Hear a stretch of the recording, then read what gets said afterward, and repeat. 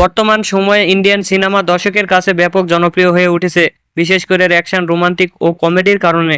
আজকে আমরা জানতে চলেছি বাদলা সিনেমার কিছু অজানা তথ্য। এই সিনেমার বাজেট কত, রিলিজ হয়েছে কবে, পরিচালককে, সঙ্গীত পরিচালককে, এমনকি হিট হয়েছে নাকি ফ্লপ হয়েছে, সবই জানাবো আজকের এই ভিডিওতে। সুতরাং ভিডিওটি অবশ্যই শেষ পর্যন্ত দেখুন। सब कुछ बहुत केयरफुली प्लान किया गया था। প্রথমে আসি পরিচালকের কাছে। এটি পরিচালনা করেছেন সুজয় ঘোষ এবং মিউজিকে আছেন ক্লিন্টন। এটি প্রযোজনা করেছেন রেড চিলিজ এন্টারটেইনমেন্ট, আজুরা এন্টারটেইনমেন্ট।